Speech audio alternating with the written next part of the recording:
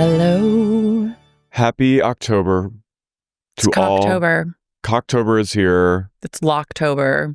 It is Locktober. It's time to lock in. You have one queue left. Yeah. And the best way to lock in is by subscribing to the Sexy Unique Podcast YouTube channel. Liking the videos. Not even liking, just subscribe. Just subscribe. I'm going to ask bare minimum for subheads Subscribe. to just subscribe. Watch us, behold us, feast your eyes upon our gorgeously lit studio. Our sumptuous Our skin, set. our gorgeous flowing mane, Yeah. and our delightful set. It's at youtube.com/sexyuniquepodcast. Imagine that. I can't imagine that. I know. You can't imagine it because you're living it. I'm living 24/7. Sumptuous. In the internet, sumptuously undulating. It's a good deal. It's a win-win for everyone. It's free. So it's not free, even guys. a deal. It's just a free You literally thing. go like this. And then Which I know can be a lot. It's a lot for me sometimes. No, it seems like it's a huge ask for people. I'm like that a lot, but I think it's worth it. If you're going to tune in to watch us, you might as well just join for free. Yeah. It's fall. I chose to wear sort of like a Kate Middleton green. You're a bit British. A bit apple orchard. You're a bit hunting. Yeah, like I'm not doing the hunting, Bob but jacket. I'm there to like sort of socialize and hand out refreshments. Mm-hmm. Like a servant? No. Like just like one of the wives. Like a society person. Yeah. Okay. A society gay. Yes. To be with the wives. Yes. Yeah. Okay. But I also am reporting lives from. We are in a new era of darkness because fucking Keith Urban is a piece of shit. True love has died once again. Nicole Kidman and Keith Urban are separated. And the news broke on Monday, but obviously we weren't recording when it broke. So we need to process it now. And they were together for 19 years, which in Hollywood is life. Centuries. And they haven't given a specific reason yet. But allegedly, according to TMZ, Keith Urban has already moved on to another woman. So I'm assuming that had something to do with it. Which They proves always once do. again, you can't trust him. Men are pigs. How dare he? How dare he? Nicole is everything. I'm sorry. She's the ultimate. And he's a fucking loser with bad hair. And he was lucky. She deigned to invest in a life with him. And what did he do? He shat on it. And I say, fuck you, Keith Urban. Have fun judging on The Voice or whatever the fuck you do. American Idol. Loser. You know what? You can't share wigs anymore with Nicole. And that's on you. Go back to Australia. You'll never be. You want to be a country singer in Tennessee? Sorry. You're Australian. They'll never fully accept you. They'll gatekeep you always just a little bit. I'm going to say something. And that something is I've always thought that Nicole could do better than Keith Urban. Yeah. From the jump. For the past 19 years, I've been thinking that. Of course. We all just kind of humored it because we were like, well, I guess she must see something in him and I guess he's kind of cool. He must have some redeeming quality to him. I just said, not for me, but you know what? I'm going to let her live. She was living her She deserves happiness. And if Nicole's happy, I'm happy. Same. But evidently it was not a happy situation in the Kidman Urban house. And it's truly one battle after another for Nicole. What she's been through. One wig after another. One wig after another. One flat iron after another. Look at this man.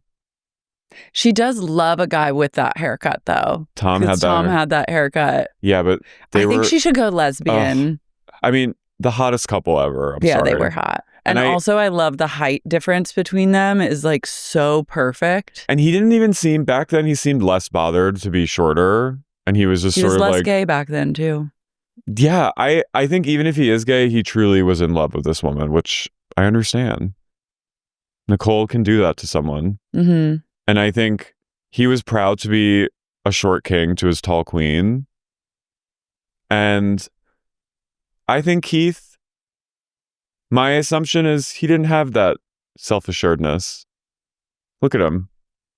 Shorter. No, he's not having like true embodied short king energy. Not like Tom. No. Now Tom's like, he's like wears lifts. And, you know, I think since Nicole, he's gone a little. His short king energy has diminished. But he was in his power, and he was like basically every red carpet, he was like, behold her. Yeah. But that's not how it was with Keith. And I always got that vibe that he was always like, she was always sort of like, isn't he great, everyone? And everyone was kind of like, they're like, we don't get it. Like, you know, Naomi was like, cool. You know what I mean? He's fine. He's fine, Nick. He's great. Love it for you. Yeah, I think maybe she'll go lesbian next. She could find a lesbian with that haircut easily. And the ladies are doing that haircut much better than the men. And I love like a late in life lesbian turn. Well, lesbian Twitter, I've seen some years, in the last few years, I've seen like fan cam videos of Nicole and Naomi. They want that. I don't know if they're going to get that. No, Naomi is strictly het. But I would love to see Nicole with kind of like a woman with a Meg Ryan haircut. I think Nicole is also pretty hetero. Yeah. But you never know. But like cool with it. You know what I mean? She freaks it. She freaks it. She's a freak. Nicole is a freak. And Keith does not match her freak. No. Tom Cruise did match her freak. What if they got back together? I would, because apparently Ana de Armas and Tom are on the fritz. Their contracts just were for a short period. I think they're of probably time. still together, but she's distancing. She wants to play it cool right now because. What if Tom left Scientology, denounces Scientology, burns it to the ground, gets back together with Nicole, they are together forever? He gets his kids, their adopted children, out of Scientology. Shelley Miscavige found. He reunites with Surrey. He makes things right with Katie. Gives her another couple mil. They're all a very happy family together, and they go on vacations and are pictured together on the yacht. All of them. Yeah. Everyone that's ever been touched by Tom. Yeah. Katie and Nicole are like spotted at like Surrey's college a cappella group or whatever the fuck, because I know she's a singer. Heard her sing. And it's like I would love beautiful, healing, and restorative. That is the narrative that I yearn for. I think you're right. I think we all kind of wanted Bennifer to be that so badly. Bennifer 2.0. They'll never be Tom. They'll never be Tom and Nicole. And I think if that happened, that would truly be Helen. The only other thing I could think of is if Brad Pitt and Jennifer got back together, but I don't think that's happening. I think Brad is on another journey. But I think this would be the thing that unites the country. Brad. So I finished the Gwyneth Paltrow book. Okay. And update.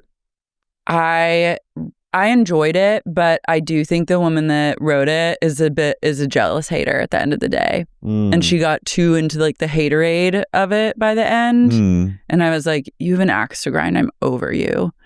But I vanquish you. I vanquish her. I was like, enough. Whomst is she? Just a lady. Okay. A lady with a fucking revenge axe to plot. grind. Yeah. Trying to say, like, it really focused on like Goop's like misinformation. That whatever. Shut the fuck up. Who cares? Goop.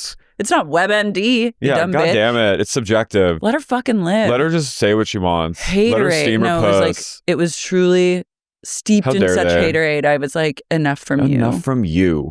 But what I did learn and what stuck with me is that Gwyneth and Brad were in what Gen Z is calling an intelligence gap relationship. She was like, he's dumber than a sack of shit. And that has told me everything that I need to know. Brad's a big dum-dum. He's a big old dum-dum. beautiful, big cock dum-dum. Mm-hmm. And they exist. But you got to Yeah. watch out for it. And when you know, you know. They're Yeah. fun for a while, but then the dum-dum will always rear its head, and then you have to really make peace with like, he's dumb, but I love him anyways, or you're like, this relationship has run its course. And I think Ben Affleck is very smart. Yeah, but he had a lot of demons. Yeah. And so she I think found Brad herself, has a lot of demons too. She found herself really Struggling with Ben's demons, and that's why it didn't work out for them. What about Chris? Chris, she met after her father passed away, and she was in a very vulnerable place. And it was like, they never really were totally locked in, but he was good for that time. They like met at the right time in her life. He wrote Fix You about her dad. I know. And they had a meaningful relationship. They consciously uncoupled, and now she's with Brad Falchuk, who I do think is like the love of her life, perhaps. The L of L. Yeah. All right. Well, I don't think Keith Urban is the love of Kim. My parasocial theory is that I don't think he's the love of her life. I think it was Tom. I love that. And I think she's Tom's. Unfortunately. May they find their way back to each other. Or may they just find it in whatever form it takes. I think Tom's love of the only way he could find that now is through like a plane. The love of Tom's life is Xenu. And altitude. And jumping. Jumping from high surfaces. Or hanging onto a railing while being dragged at like 90 miles an hour. I think it's the only way he can come now is if he's like free falling. You know? When Xenu's number one, number two will always be a stunt. Yeah. So I think that ship has sailed, but it's in my hope. But where there's a will, there's a way. But I wish Nicole well. I hope she and Naomi go on like respite trip to like the Hamptons. Girls' trip. And just get like winoed, drunk. Maybe take like a little edible. I feel like they smoke weed together and giggle. I want them to go like to an Amman somewhere. Yeah. Like a real high luxury, like beyond White Lotus into like $5,000 a night hotel. And maybe my hope is that maybe Bella Kidman Cruz reaches out to her mom. Why not? Sure. Hey, mom. She probably is serves you right, bitch. SP. No, she follows Nicole and likes her posts. I've seen it. Imagine adopting a child and then they turn on you and call you an SP. A fucking SP. Then they like follow you on Instagram and like your post. That's so bizarre. I think she follows Sunday too. Sunday. That's really weird. Wait, it's kind of cool that Sunday and Kai Schreiber are both models. Naomi's daughter. Mm-hmm. She's cool. She's kind of like... She's annoying to you? Annoying to me. Okay. I think she's kind of trying to do this like Alex Consani thing. Right. And I'm like, you're not okay, her. Like, come on. You're like 14 or 15, maybe 16 or 17. I don't know your age. Yeah. It's not my business. You will never be. You'll never be her. But also like, I'm sure your personality is amazing and great, or it's developing. Like there's no need to be like this person right now. Yeah. But I think it's cool that they're both models. I'm seeing how I feel about it. Sunday Rose's debut on Miu Miu's red carpet, I think it was like last year, was underwhelming. It was, say the least. To say the least. To say it the kindest way. Mo is typing in Sunday Rose Miu Miu, and he typed it M-E-I-M-E. M-I-U-M-I-U. Morgan, we love you. This is education. This is educating straight men on Miu Miu. But now she's kind of doing this all the time, and it's a bit her vibe is like weird face. Nicole, freak. You know what? And freak on a leash. You know what? I think it's a little like it's growing on me. It's unique. The walk was tough. It was truly like, this is a Nepo through and through. The only reason she's here is because her mom is Nicole Kidman. Did you see Elon's daughter on the runway? I love her hair. She whips that hair. I didn't see her on the runway. She's pretty good. She whips that hair back. She has long hair. I root for a daughter on the runway. Yes. Like if I were the daughter of a famous person, you better fucking believe I would be on the runway so fast. Okay, yeah, I like the dress it was very hard for her to walk in the dress. So she was doing like, and it was very performance art. I thought it was cool. I love that hair. Right? It's like very She's been 90s. growing that hair for her whole life. How old is she? Like 15? She's like 18 or 19. Okay. I just love how much she shits on Elon. It's hilarious. I root for a daughter on the runway always. Yeah. But I have to view it through a critical lens. I have Larz, to judge what was your a school child. called? What was it called again? What? The Larz Cascade? School of Modeling. No, the Larz, your modeling school. Pompeii modeling. Pompeii's next top model. We need to get the Nepo. There should be a Nepo's next top model. America's Next Top Nepo would be really good. They would never do it. Get Miss J in there. Miss J would have so much to say. I think Miss J would make some of them cry. As she should. I want Mr. J in there too. Oh, yeah. I'm Miss Top Model. I know. They could so bring it back. They never will, especially now. After they need to. TikTok. America needs TikTok a next ruined top our model. chances for America's Next Top Model. That is truly the only thing that can truly unite America and heal our broken nation. Watching is America's Next Top Model reboot. Humiliate themselves. Yes. No men. Sorry, men. No. What that we talked about this. Only but women and trans women, and I'll allow some non-binaries. But I think. But America's they have to be kind of femme. I don't want a man on top model. I Sorry. want Nepo. America's Next Top Nepo would blow my fucking gourd. Blow my mind. It blow me away. Get Violet Affleck in there with her mask. I'd be like, America's Next Top Nepo. But if we can't have that, then please, if you can't give me America's Next Top Nepo, then please give me America's Next Top Model. I need to make a rec really fast. The new season of 90 Day Fiancé the other way is channeling.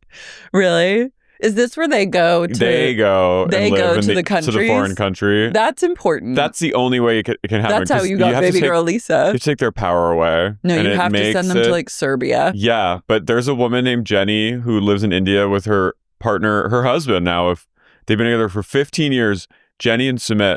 Jenny's 67, Sumit's like 30.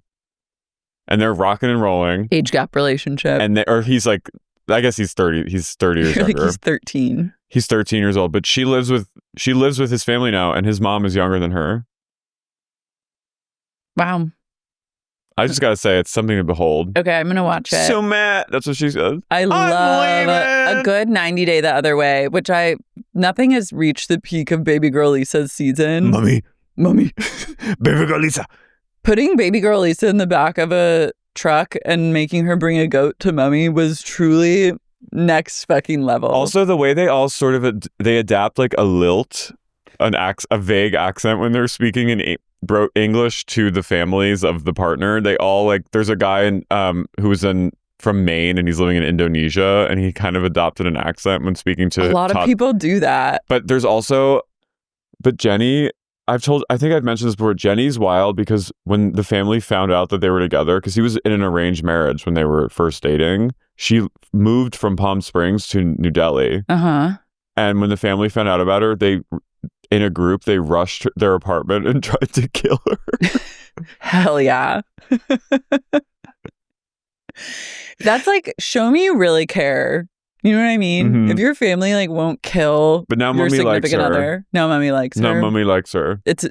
She calls her mom. Gaining Mummy's love is so important. She calls her mom. Lisa never stood a chance. Mummy. Lisa in the club. Soldier while Boy. Usman performed.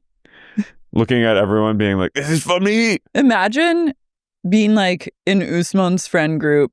And then we saw it happen. You're at the fucking club and then Lisa walked in. Baby girl Lisa from Pennsylvania. York, Pennsylvania comes rolling in, smelling like an ashtray and saying, this is for me. Bringing rancid vibes to the club. Going up to every woman that even looks at him being like, shut up, he's my man. You're like, okay. This is mine. This song is for me. She was iconic. And then, speaking of non-binary, Tiffany Pollard has come out as kind of non-binary. Yeah. She's admitted to kissing girls felt right, which is not No, I think you're bisexual. A bisexual kiss does not a non-binary make. But then she also said, some days, you know, I may feel more masculine, so I'm pretty non-binary. And I said, you and me both, sis. Why not? I go, finally, non-binary I like. You got to come out of that closet, she says. And once you do, it's like, okay, wow, this world is open to me in new ways. And sweetie, shoving me back in the closet, it's never going to be an option. What closet has she come out of? Whatever closet it is, I say this is how an ally can do it. This is a true allyship. That brace and that photo. You know what? We need more people coming out right now. We do. We need as many people because they're coming. They're coming for us. We're all pretty much non-binary. Yeah. So there you go. Okay. Solved. Problem solved. But you know, she was already a gay icon, a queer icon. So yeah. But now it's official. Welcome to the club, sis. I need her back in a huge way. She should host America's Next Top Nepo. That would be amazing. But I need Tyra. She can be a guest judge on an episode, but I want her to have her own ice cream. I think she could do both. Smize cream and taking really up close selfies of her eyes. We got to get her out of selfie zone and back into where she shines, which is deciding who's going to be on top. She has the most incredibly Gen X Instagram presence. I say that with love. I don't think I follow Tyra on Instagram. I don't either, but I've checked in. It's good to check in. Mm-hmm. But we're not here to talk on Tyra, Tiffany Pollard. We're here to talk about our other favorite Gen Xers. I'm Carrie. I'm Lara. And you're listening to Sexy, Unique, Non-Binaries, The Real Housewives, The Salty Utah Queens. The Salty Utah Queens. We finally get their tags. Taglines have dropped. Heather's goes, my nest is almost empty, and this bird is ready to soar. Boo. Meredith's really confused me. She goes, while you drop lies, I'm dropping the beat. She's a DJ now. Whatever. Whitney's is, roses are redheads, violets are blue. Don't come for me or I'll come for you. Bronwyn, that's not good. No. Bronwyn goes, if my closet had skeletons, at least they'd be well dressed. I like that. That's fine. Angie K goes, I'm Greek and the rest are just a tragedy. Lisa says, I don't go low, I go the distance, which is really good. And then Mary's is just, I'm just here to eat, drink, and be merry. That's perfect. All right. We love it, Mary. I love it. Yeah. Roses are red. No, violets roses blue. Are redheads. Don't come for me or I will come for you. Whitney Rose. That's how the Wild Rose and does that's on Wild Rose, period. I'm standing on Wild Rose. What aren't you clocking? That I'm standing on my failed business venture and the entity. I stand on entity. That's her tag. What is not clocking to you that I am standing on my entity? No, her tag is roses are redhead, violets are blue. The entity is also here. And it will come for you too. I merged with the entity and it wants you to too. Violets are red, roses are blue. Roses are redheads, violets are blue. Entity is here and it will take all of you away from your loved ones. Join us now while you still have a choice. Lisa Barlow is getting ready for her gorgeous upcoming event. Which is for that movie that came out with Steve Carell and what was it? I watched it. I don't even remember the name. The Billionaire movie? Yeah. She turns the table. She goes, Sage to her assistant, who's gorgeous, by the way. I was like, power move. She goes, Sage, I think we turn these tables horizontally. And she goes, like this. And Lisa goes, yeah. I just want to keep this area super VIP. And then she's taste testing a drink. She goes, is this with añejo? And they were like, yes. She goes, so tonight we have Steve Carell Jason Schwartzman, Corey Smith, and Ramsey Youssef. I was like, oh my God. Outside of Steve Carell, I firmly believe she doesn't know who any of those other people are. Lisa only knows who people were that were famous from like 2008 to 2015. Everyone else that is like a non-issue to her. She goes, I've been working with everyone lately. She goes, Forrest Whitaker, Shailene Woodley. I was like, what? Everyone. She says, no one understands what I do. When you're fabulous, you get sued, and we're lawyered up. We're ready to fight. 6 lawyers. She goes, and then she makes like a cheeky joke in front of John and the crew, and she goes, make sure no one has a nut allergy. She goes, I mean, I love nuts personally. And then John goes, John is like incredibly cucked right now. I can't quit him. You think you're still getting the boner for him? I love that. Yeah. Bron and Todd go to a gorgeous dinner at a restaurant that just has like a flap. Mateo. She go, I literally, if you saw them out, you'd be like, that's a man and his daughter. Here's my thing now. I love Todd and I always have. Yeah, I don't mind Todd. I'm just saying they look like it's incredibly... It's daddy-daughter, but yeah. That kind of works. And I was like, I fully understand the vibe here. I understand the offering. And I've always thought, like, Todd, yes, he's very gruff, but he's CEO vibes. This episode, in a lot of ways, was about daddies and mortality and raging against the dying of the light. And Todd is included in that. Todd... Just when I thought I couldn't love him more, they're looking over the menu and she's like, do you want the burrata or do you want like the Parmesan, like for an appetizer? And he goes, let's get both. The carpaccio looks good too. And I was like, that is always the kind of person that I want to go to dinner with. It's like, let's get both appetizers and actually this looks good too. So let's get all 3. Let's chow. A chow down.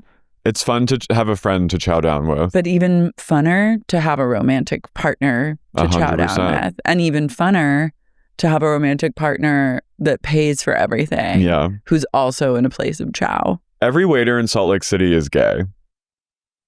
I've noticed. I didn't even clock this waiter. I clocked what ground? You clocked his tea. I clocked his tea, mama. Todd has been committed to be nicer ever since he saw last season's edit, and I said, good boy. She went, ever since New York, Todd came home and totally reinvented himself, and now we're in a new chapter. He's committed to being a much nicer gentleman. Ever since New York. She goes, do you know why we're eating here? I'm wearing my Dolce. It's a little bit of Italia. He's like, sure. Carpaccio. Bronwyn's talking about, she loves to mention New York because I too believe that's where she actually lives. Bronwyn's having a hard time. Her mom had a brain tumor removed. And she's fine now. And her dad has deep Alzheimer's. And he's in memory care. And her mother is living with them.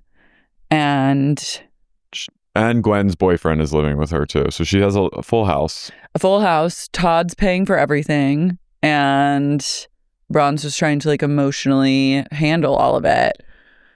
There's a moment where it cuts to a conversation she had with Meredith about like families and fathers being ill. And I was just like, Meredith's been too busy dropping the beat, aka nodding off, to really lock in on this conversation. I know. I had the same. I was like, I don't think she's the right person right now. And she went, at one point, she went, a fake tear. At one point, Bronwyn's just like kind of lamenting the haters, Lisa, just all the shit. And then Todd goes, well, you know, a lot of people don't like you. And Bron goes, a lot of people don't like me? What are you even saying? And he goes, absolutely. She goes, it bothers me when people don't like me. And he goes, a lot of people don't like you. Look at all your Facebook stuff. Yeah. She goes, I don't use Facebook. I use Instagram. And then she was like, I do get a lot of comments on Instagram. And I was like, I like Todd because he is from another era of business where it's like you just tell it like it is. Like it's not personal. Right. It's business. And Bron is just like daddy's little girl. Bron was incredibly sensitive. She's a people pleaser. And I think she's a bit codependent. And I think he gives her permission to be tougher. He's trying to toughen her up. Yeah. I think she needs it. In this world, if you're going to be in the Housewives universe, you need to have a thick skin. And I think she makes him softer. Yeah. And he's open to change it. A man, not to be like a male apologist, but a man who is open to changing his behavior well into his like 60s or 70s, that's a good sign. Yeah. If he sees something and is like, damn, I was kind of a bitch. At least in front of the cameras. Yeah. Angie goes to see her dad. He's so cute. His house is adorable. He's so cute. He's 89 years old. He's plants roses every spring. And she says, every time I see the roses, I know it's another year with my father. She's she's the youngest. She's daddy's girl. She has a bunch of siblings, I think. Mm-hmm. And then they go through a picture book and he's like off the boat Greek. He lived through World War II. Like the Germans came and torched his little village. Yeah. Then he moved to America with like a hat in hand. Yeah. And she went, why are you all frowning? Was that for the photo or was it like, and he goes, things were hard. That's why. Why are you frowning in that photo? Because they're coming in on you're Ellis. like a poor immigrant and the Nazis torched your town. They watched the Nazis burn your whole life down. I love Greek people. I'll say it. I love them too. Opa! We love Greeks here. You know what I also think is that we need to bring back Life magazine. Does this still exist? I don't think so. Because he's pulling out a Life magazine where he was featured. Oh, it does still exist. Well, it needs to exist a little bit more because it used to be huge. It used to be huge. And I actually think that we could all benefit from a little Life magazine. It's my thought. Say it. Speak to it. Angie K's journey through history is a show I would absolutely watch. I want her to be on Who Do You Think You Are? I know, but I also want her because you know how it felt like Heather's trying to do like spooky Utah stories show. No, I want Angie K's journey through time. She's really gearing us up for this Greek trip. And I'm fully emotional. My emotional buy-in is so high. Right. So Angie goes, my biggest concerns are I need to get microneedling today so it heals up for my event. But it's hearing my dad talk about his life really puts things in perspective. It's like, amen, sister. Amen. She's honest. It's hard out there. Yeah. She's an honest queen. We have a lot of different worries from our parents. Bronwyn we cut to her sashaying through her palatial home in the silk getup. She's glumping through the house. She has a Dr. Pepper in hand and her mom is there and she goes, I realized as I was shaking it up that I was carrying the thing. She goes, Muzzy, do you want a drink? And her mom's like, what? And she goes, a beverage. Okay. And scuttles off to get her mom who... I need to say something. Her mom is a cunt. I took one look at Bronwyn's mom before she even opened her mouth, and I knew that Bronwyn was living in Hereditary. She is so mean to Bronwyn. She is so hard on her, and I feel for Bronwyn so deeply. And sorry to this man about her mom having a tumor. Love and light, glad she's healed, but fuck you. You're a hater, and you make your daughter feel like shit. It's also the curse of the bob. Because the mom has a bob, and they have the Bronwyn same kind has of eyebrows. A bob, and now Gwen has a bob. It's like that movie with Emily Mortimer. What was that called? Something. No, this is Bob Hereditary, and we've got to fix it. And her mom with the eyebrows. With love and light, the mom can go live in a nursing home, Notebook style, with the father. Fuck you. If you think for 1 second you're gonna move in with me and be a bitch to me in my beautiful mansion that my husband is paying for, oh goddamn, get out. You can go live in an apartment. She goes, Mom, I don't think Daddy remembers adult me. And her mom goes, no, he doesn't. He thinks you're Gwen. And he remembers a time when he's always saying, why isn't Bronwyn finishing school? She should be finishing school. And she's totally making it a reminder of Bronwyn. Yes, I didn't finish school because I got pregnant at 18. Her mom has a lot of envy, and it shows. It's very obvious. She's very envious of Bronwyn's life. She's using the dad's Alzheimer's to shame Bronwyn again for her teen pregnancy, and she'll stop at nothing to make these digs at Bronwyn. And Bronwyn starts crying about it, and she goes, I just feel, and her mom goes, like you're not worthy enough? Like you're not good enough? And Bronwyn's like, yeah. Yeah, actually. Her mom goes, well, Bronwyn's like, I'm just happy I got to where I am now. And she goes, well, you couldn't have gotten there without Todd. You couldn't go anywhere without a dime. You needed Todd to support you. I was like, bitch. Are you kidding me? I'll end you. By the end of today, you'll be eating cafeteria food in the old folks' home and getting tucked into bed. You can go verbally abuse an orderly. You can get the fuck out of my house. We're gonna SWAT her. You and I are gonna go in and go in while she's sleeping, outdoor wilderness school style. Take her from her bed, throw her in the paddy wagon, and take her down to the retirement home. Sorry. They should have Scared Straight, parent. But for elderly parents. Yeah, for ungrateful parents. Mm-hmm. You know, they always talk about, and Bronwyn literally never, she's like a good Mormon person. She never presses back on her mom. She needs to get her out of that house, she goes, though. Wow. I mean, I don't love you saying that. I don't love you really saying that. I wouldn't be anywhere without. She goes, it's true. Let's be honest. She goes, and I hope you're okay doing this because you're going to go through it with Todd.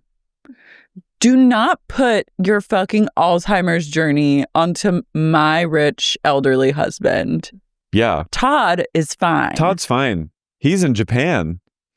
He's making deals. I want Bronwyn to be like, we've mapped Todd's genome and we know he's not going to get Alzheimer's. You fucking bitch. Get the fuck out.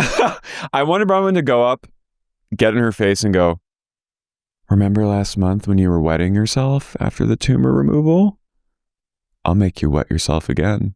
Tumor or known. I'm ready for her to go live there. Yeah. Go live in the old folks' home. Yeah, go live with Dad. You don't get to sit in my beautiful silk big with overstuffed dog shit chair. On the floor. You don't get to enjoy 10 dogs that live in the house, shit wherever they want. Someone cleans it up. Eventually, you can go live on the fucking street. I thought Linda, what was her name? What was Monica's mom's name? LW. LW was bad? Was that LW? Yeah. I thought LW was bad, and she was bad. LD. Who Lisa would you Todd rather? Wexley. LTW. Who would you rather have? Monica's mom. Because that's overtly horrible. And but at least kind of fun. And at least kind of kooky and fun. And like you could go shopping with that. And she's kind of charming. Because she's a little bit of a psychopath. She's BPD, but it's fun. And like you can like easily navigate it. Like it's in your face bad. You could have a few drinks with her and have a good time before it turns ugly. No, this one's on your dick constantly. This one is quietly judging, stewing, sitting in the parlor. But also is so jealous of your life.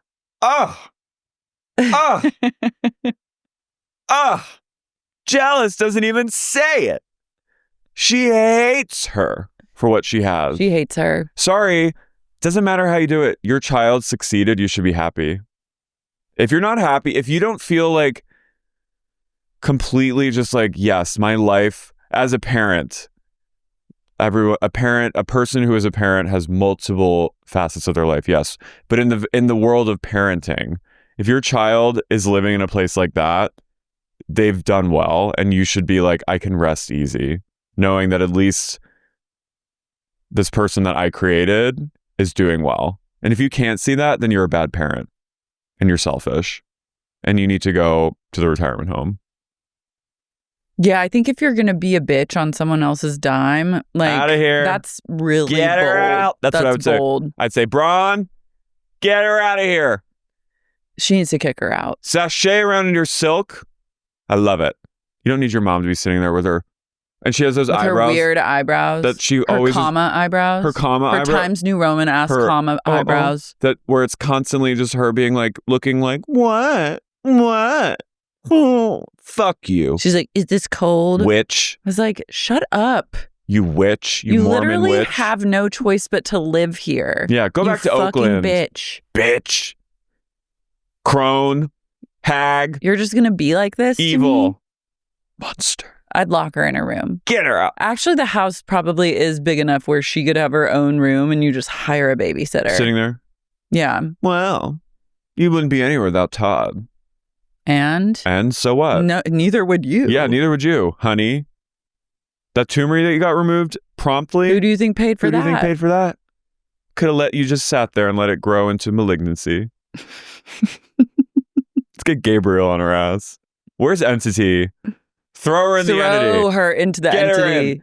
This is the only thing Whitney Rose is good for, is depositing evil mothers into the entity. It is time, Bronwyn's mother. She goes, do we have another sign up? Yes. Yes. Come in. It's time to merge. No, I can't go. Yes. Bring you and your eyebrows over here. She must feed the entity. Angie K goes to Heather's house. I feel better after just... I needed to just... She's a fucking bitch. You can't be like She's that. She's a fucking bitch. She's a bitch. And she brings over a hearty bottle of wine to Heather's. Heather's redoing like her girl's storage space into an office. You're like about Heather. I really don't like her. Okay. And I feel bad because I guess she's cool in real life, but on this show, she bothers the fuck out of me. I'm sorry, you don't make me happy on this show. You irritate me. I get it. She irritates me too. That's my truth. She's writing the next great American TV show in her office. It's huge. Yeah, she's written many books. Now she's going to write a book in an office. Angie is working on getting her Greek citizenship. This is an intrude. See, this is where I'm like, I'm locked in. You're getting like that European Union passport. She sees the writing on the wall. No, and I was like, this is what we all need to be following, is Angie K, her gay husband, and her ungrateful bitch daughter getting the fuck out of the U.S. and fleeing to it and making a beautiful life in Greece. I'm just grateful my gay husband has a EU passport. Mm-hmm. What does that get you, though? I can at least go with him and then apply for a spousal visa, but I have to like learn German. You could do that. Yeah. If you locked in. But it would take a while. To learn German or get the visa? To get citizen there. Can you stay there over 3 months? Can you extend past the Schengen? I can get a spousal visa through Simon. But it's going to be because it's a very desirable passport. German. But you could stay through 90 days? I think so. How fast do you get a spousal visa? Not sure. Things to know. You need to get on your Angie K journey. I do. I don't even know. Munchin. I have literally no... prospects? Yeah. The only passport I could maybe get is like a Russian passport. No! What good is that going to do me? Not in this world. Not in this world. You can't do anything. Not with this podcast in my back pocket. I'll firmly get executed, thrown in the slammer as soon as I set foot on Mother Russia territory. My ancestors didn't even like Russia when they lived there. They sucked themselves. I would step off the plane and go, Russia, it's pretty cold here. And they just go, ma'am, come with us. And you never hear from me again. You'd be black bagged immediately. Yeah. Electra, Angie's daughter, does not give a fuck about her Greek journey. And I said, you know what? That's okay. She's a teen. She's full, and just like that kid. She's rock. She's like, I don't really care. She goes, it's weird that you're doing this. I was like, honey, you're gonna be happy that you're. If the European Union doesn't get blown to smithereens during World War III, you'll be really happy that you're in Greece with your gorgeous mother and your gay father. They talk about Barlow's descent into madness, and Angie's like, I don't know. Lisa's just like, she says she's working these events with Ben Affleck and Anna Kendrick, and then I see her posting all these AI photos in a random hotel room. Angie has the best reads. Lisa is like fully going like yellow wallpaper. She's AI. But I believe her. I truly do believe that Barlow lives a very different life from all these women. Like I'm hook, line, and sinker. Like she actually does have a very different life from them. I believe her, but I also think that she's also the Wizard of Lies. Well, she's also a woman of like extreme mystery because she'll never tell the truth about anything. And she's so defensive that it makes her look like Guilty. a liar. But I think that it's somewhere in the middle. I think she's so defensive because her life is so insanely fabulous and her businesses are top tier. And her life is so different that she has no choice but to not show all of it. She's like 3-4. Everything she says is like, it's a tad off. But I believe that she believes that she's telling the truth. She's a little delusional right now. She is, but I still root for it. Yeah, of course. Meanwhile, while the haters gather in a strange carpeted room deciding what pastel shade to paint it, Rosé. Lisa is skeet shooting At the Blue Sky Lodge. her home away from home. I love this place. It makes me feel so safe. What is it, like a country club? I don't know. It's felt like Utah is very like... Compound. It's very like new money trying to do old money things. You know what I mean? So a Blue Sky Lodge, like where you go skeet shooting and have like a delicious lunch in a hunting lodge, feels very like, okay, we're trying to do this like blue-blooded activity. Right. Which I like. Like I like the blue-bloodification of like Utah of all places. Lisa's skeet shooting in red boots. With Mary, Heather, Meredith, and Amy Steele. Utah socialite Amy. Who looks like Sheryl Crow. She is. The moment I saw her, I went, if it makes you happy.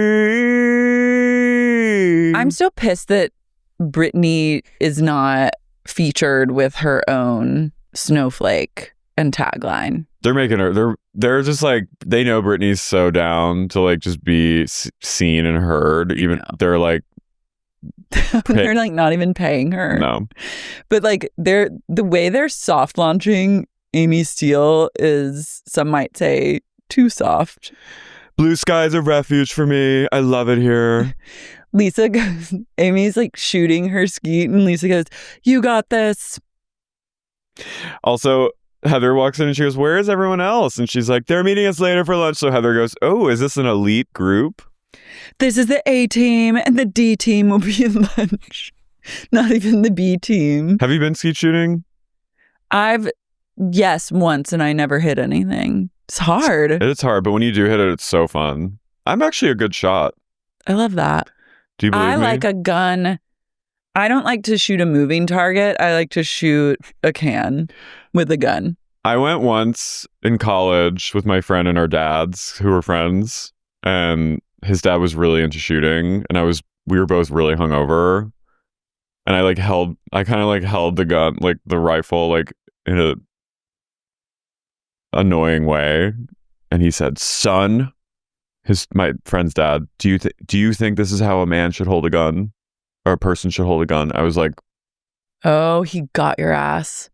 Gun safety check. No, it was right, but it sent a chill down my spine. You needed to be checked. I piddled. If you're messing with a gun. No, but then I was at my friend's ranch in Texas a few years ago, and I was shooting really well. Did you skeet? It was a mix of things, yeah. I was good. I think I could maybe get to be good with a moving target, but it scares me. I don't like doing it. It scares me that like I was freaked out that I was like kind of good at it. Lean into it. That's a skill I know. We're going to need to know it when the war comes, but I was very like... That's so cool. That opens up your fucking domino hobby if you can shoot. My name is Domino Hobby. Don't get us started because we'll fucking go down like a 20-minute domino hobby rabbit Lisa's hole. kind of Domino Hobby. She is. My allegations are denied. Dismissed. So the D team assembles in the lobby, and it's like Bronwyn, everyone else basically, and Brittany. Lisa's like, this lunch is all about me clearing some things up. And they enter a boardroom full of posters. They walk in, and it's Angie, Bron, Whitney, and Brittany, and they walk in, and Lisa goes, hey. And she goes, let's go over here. And they walk in, and there's a giant blown up poster of the court papers with Photoshop dismissed in red across it. But this one is just like a sheet of paper that says Lisa Barlow denies the allegation, like all over and over and over. And then it just says dismissed. And in Lisa's mind, she's like, see, I've denied it. So it's then dismissed, which is not like legally how it even goes. It's an art. I want this to be a moving, like a traveling art show. Like this should be in galleries at the Met, because they all kind of look. They all walk around the room looking at each one like it's like they're works of art. There's one photo that's just a giant photo from afar of Lisa and John on a yacht, and a picture of them in good seats at a jazz game. And Bronwyn's observing it, and she goes, "These aren't courtside seats. They're not in folding chairs." And I go, someone had to say it. Lisa goes, yeah, see, that's me and John front row at the jazz game. That's us on a yacht. And then someone, I forget who, was like, I don't know if it's a yacht or a houseboat, which I was like, ooh. Lisa, I watched a little bit of Watch What Happens Live, and Andy was like, why did you include these pictures of you and John? She goes, I think they just needed to be reminded of how fabulous my life is. Angie they needed a reminder. Angie goes, yeah, you can see the yacht is from far away because it's clearly a photo from like 15 years ago. They're so rude. The seats aren't front row, but they're still good seats. And they all sit down and they go, so what is this all about, Lisa? She goes, this lunch is all about me. This is incredible. The menus are handed out, and it's a menu on one side and a photo of the dismissed on the other. She's unbelievable. She put some funds into this installation. She goes, accusations, misinformations, and lies. They go, what do you make of the person who accused you of all these things? She goes, I can say without a doubt that it's a fanciful claim. And you'll see on the menu, there's a drink called a fanciful claim. And that's what my lawyer said. I love it. I love that she like curated this whole menu. She had a whole team. Like she art directed. Like, I just love it. I just love also that she can't think through like the best approach for a response that would shut everyone down. She just like thinks about 75% of the way. And she's like, if I just write dismissed in huge red letters and like say that I've denied the claims, then that will surely silence these hoes. It's like you just need to take it one step further and like close the loop. But it also like that could work on a lot of people. Well, it's not going to work on Bron, and it certainly isn't going to work on the Wild Rose. Whitney goes, okay, Lisa, but what does this clarify? Please tell me. And then Henji starts confronting Lisa about the mystery man, who's like apparently her sugar daddy. And Lisa starts to defend herself, and Henji goes, shh, shh, shh, shh, shh, and keeps going. I was like, whoa, she's a powerful Greek. Lisa goes, I'm none of your business and you're none of mine. Don't talk to me ever again. To someone that she's Bronwyn. On the show. Lisa gathers one of the posters and she goes, do I have money? Yes. Do I love my business? Yes. Do I factor my receivables? 100% to Whitney. And I was like, she's brought factoring receivables in, which is something I don't even know about as a business owner. She's absolutely manic. Also, Wild Rose keeps raising her hand and she's not calling on her. But I love also, I mean, Lisa, when in doubt, Lisa knows that she can always turn on the Wild Rose and that will be a good deflection, but also that she'll get like a huge reaction out of the Wild Rose. Wild Rose is a bit Sheena. She's kind of the Sheena of the group. She's a bit of a scapegoat. She's like kind of the bimbo in quotes of the group. So everyone like when in doubt, just shit on Wild Rose. It's easy to do. She's an easy target. Lisa goes to Angie. She goes, okay, I'm not the one trying to be Jen Shaw. She goes, brow girl, lash girl, nail girl. Well, also she says, and Brittany goes, is that the same brow girl? And I was like, what is she talking about? And then I remembered the brow girl that was talking about her and Jared. And I was like, oh my God, Brittany literally It's only Jared. She only thinks about herself. She is actually like, she's one of the most alarming narcissist I've ever seen on reality TV. And I love what she brings to the show, but she scares me with her narcissism. It's like a dog, how like they only think about like food or like owner. Like Brittany only thinks about Jared. Yeah. Is that the same brow girl? Is that, and everyone's like, oh, shut up. And no one answers, and then they go, I love her. She's the best brow girl. Mary goes, she's the best.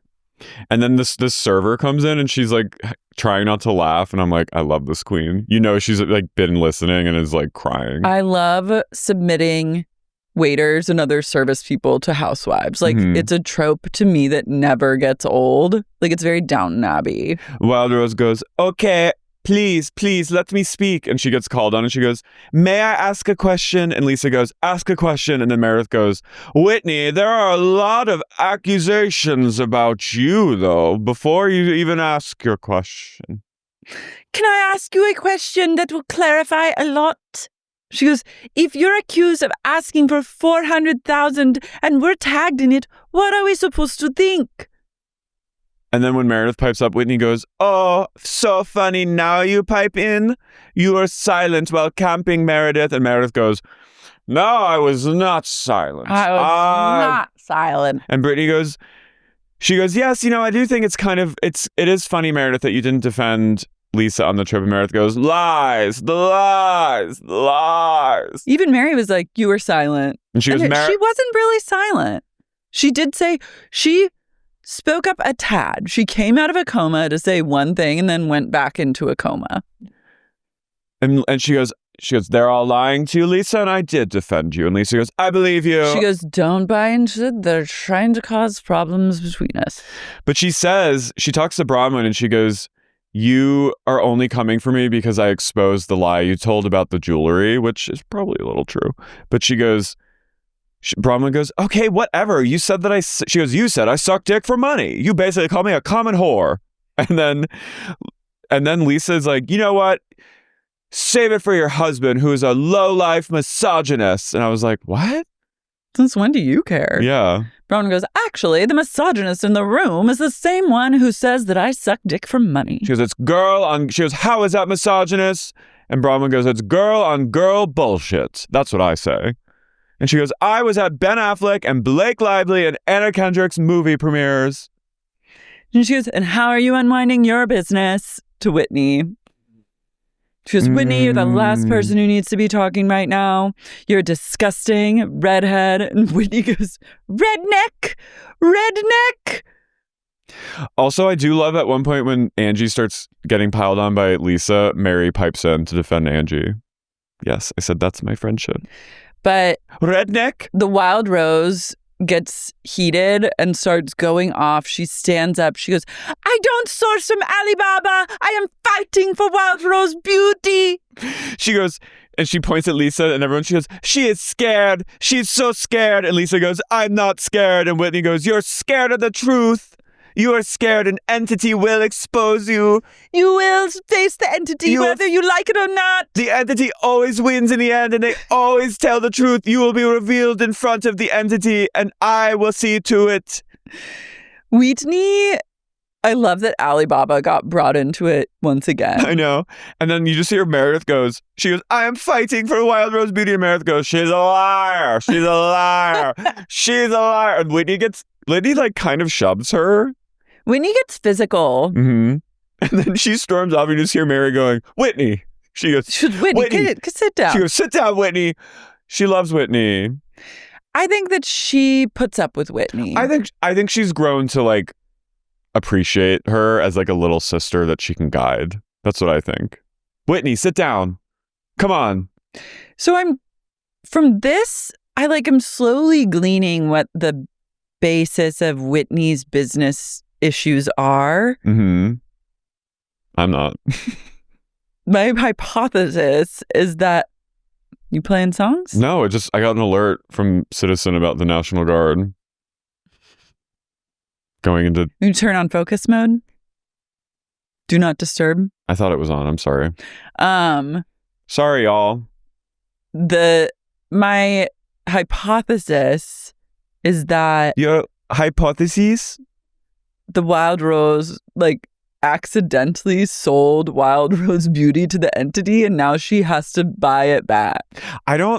Maybe I'm like giving her too much grace, but I really don't believe that she's like capable of like being like a genius like swindler mastermind. No, I think that she like accidentally like sold, like signed, like someone was like, here's the contract, and it's like, I, Whitney Rose, sell my company for $1 to the entity, and the entity was like, just sign it, and she's like, okay, we are merging. And then now the lawyers are like, you sold all of your business. You put a $10,000 into your business and gave all that money to the entity. And it says you can never get it back in this lifetime or the next. And she goes, oh, shucks. Oh, shit. Oh, no. I love Meredith going, she's a liar. She's a liar. And then Amy Steele chimes in at a few points. And I went, all right, Cheryl, shut the fuck up. You one line. Yeah, but she's a liar. Heather, she's a fucking liar. Where am I? Liars. Fucking liars. You're a liar. I'm a lawyer. You're a liar and I'm a lawyer. Heather is just looking on like this. Yeah, Heather's really like hedging her bets, I think, with which fights to get in. You didn't appreciate that. Team Barlow for life. I'm Team Barlow, but I also am, I'm sorry to say, Team Bronwyn. I'm Team Bronwyn, but I'm truly also Team Wild Rose. I would like to know the truth about the entity. I want Entity to be uncovered, and I maybe want to join Entity just as a guerrilla reporter and report back to SUP. I'll go into Entity for the Patreon. I need to know, like, I just need to know more. It's so weird that, like, it's weird that we don't know more about her businesses. Like, it was weird that we could never get to the bottom of Alibaba Gate. Like, until now, she said, I don't source from Alibaba. But that just makes me think she sources from Temu. Like, what is the truth? Will you tie a rope around my waist a la Poltergeist and have me step into Entity with a group where you're all holding the rope and steadying me? We'll all be here. Yeah. We'll open up the portal to Entity. And I go into Entity and I come out covered in goo. Yeah. And then you finally know the truth about Wild Rose Beauty and what really happened. I would do that for you to know the truth. And I have a streak in my hair a la Tulsi Gabbard. Where it's like a shock. We make out ferociously before you go into Entity. You go, wait. And then I go in and Mo is like the psychic. And he goes, send in the first ball! And he throws in the ball. And I find out the truth about Alibaba. I found out all the things. You find out so many things from going into the Entity. And finally, we gain some awareness. And what the Entity is, it turns out that the Entity the whole time was Bobby Rose. Bobby Rose is kind of a fire starter. Bobby Rose is a changeling. An Irish folklore, a changeling.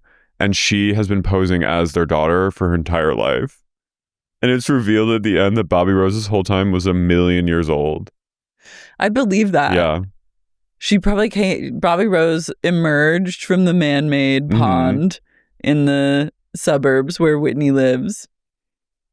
It is really confusing. It's never confusing. I didn't even know what her businesses were to begin with. I'm sorry. Like, what is what? I didn't even know. Iris and Beau. I don't know what the fuck Iris Beau was. I'm sorry. I know it was like maybe a scent. The skincare, but like, was it?